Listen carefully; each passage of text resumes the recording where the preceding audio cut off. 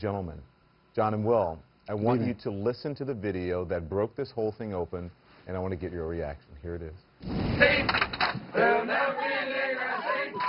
There'll never be a nigger I see. You came from a tree, but it'll never stop with me. There'll never be a nigger. You came from a tree, but it'll never stop with me. There'll never be a nigger I see. So, what's your reaction? Do you feel that they are talking about you? And again, we didn't bleep it because we don't want to sanitize it. That's what they said. Jonathan, what's your reaction? It's unbelievable, and it feels like someone punching you in the stomach. That the guys that were from my chapter of my fraternity at OU would say something.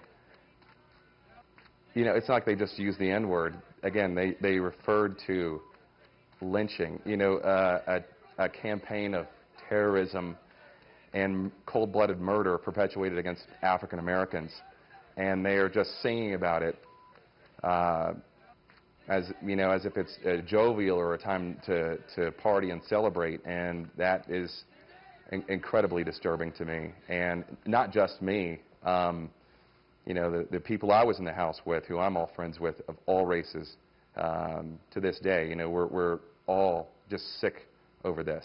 Will, what's your reaction? Do you feel they're talking about you? Well, first off, I sure didn't need to hear it again. I don't think anyone does. I understand. But it's not getting out of my head whether I hear it anymore or not. That being said, it's extremely painful to hear it still, obviously. I can't watch the video. But it's extremely shocking, but the most shocking thing for me is that it doesn't represent what I remember at all, and I don't understand how the house got there. But that's not indicative of anything I experienced at all. What do you think of Parker Rice's apology? First Will and then John. You know, if he's being sincere in his apology, then that's great.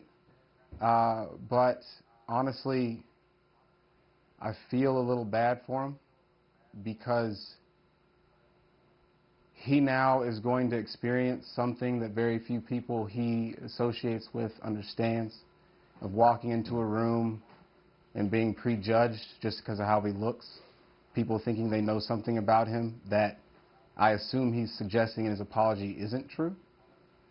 He's not going to know who believes him. He's not going to know who he can trust. And that's going to be new for him. That's going to be an education. It's going to be tough.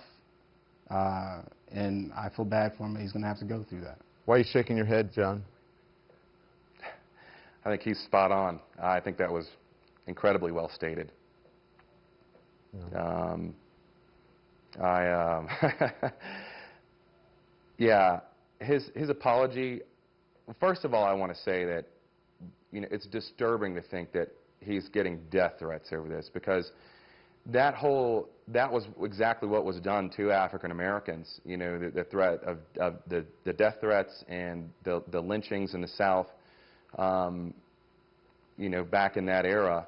And so I think it's very disturbing that people would perpetuate that same feeling against he and his loved ones and his family. So that's the first thing that really bothers me, hearing in the statement, first before anything else. You know, there's no place in the United States and in our society for that type of violent reaction and that extremism, the same extremism that was perpetuated against African Americans. So that doesn't solve anything. That needs to quit immediately.